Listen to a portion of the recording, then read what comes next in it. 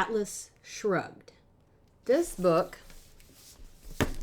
makes the point that there's a difference between individualism and collectivism, and of course advocates for individualism.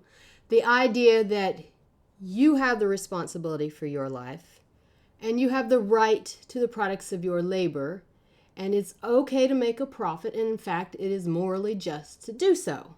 Collectivism, on the other hand, advocates that other people are responsible for you and you are responsible for other people, and everything you should do should be for the greater good and not for your own good. The problem, of course, with this is that somebody else is deciding what's good and what's not good, and you're giving up your individual rights there. She puts this in the form of a novel.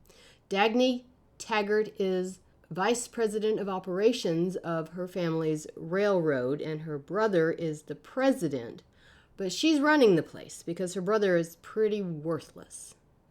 And then we go through Dagny's struggles as she keeps the railroad alive against all odds. People in Washington, the lobbyists and the legislators, are colluding to write laws that don't make any sense and don't help anybody, and are simply forcing private concerns to do what the government wants. And they say things like, you can only run this many trains per day, and you can only have this speed on your train, and the reason for this is because you're competing and succeeding, and it's unfair to the people who aren't as good as you are.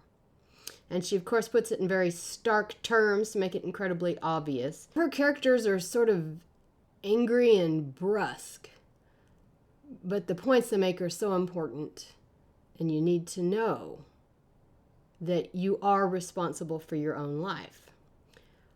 I don't actually like the sexual parts of it at all, because all her sexual relations in the book, they're self-demeaning and demeaning to the other person, so I don't understand why she has to put that in there. I really like the messages in the book, don't really care for the way people interact sexually. But this is definitely a book worth picking up. And I have to say, if this book was written in 2020, I doubt it would ever get to press. But I read it in 2020, and let me just say, certain events were familiar. It's as though these things have been happening probably since the beginning of time, and she's just put it down for you to see. My favorite scene is when Hank Reardon, one of the industrialists who are being persecuted by what she calls the looters. You have the movers and the looters. The movers actually are running the economy, and the looters are trying to live off the movers. But they're making it so hard that the movers are disappearing. They're just going away. They're saying, I won't do it, I won't participate, and just disappearing.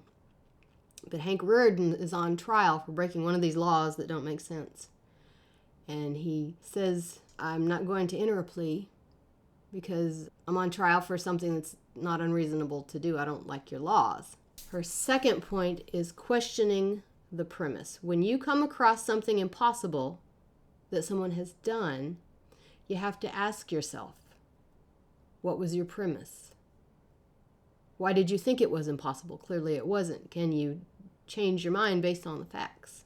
Let me know in the comments what you think of Ayn Rand. I personally don't like the other book of hers that I've read, which is The Fountainhead, but I do like this one. Until I see you again, make time for tea and a good book.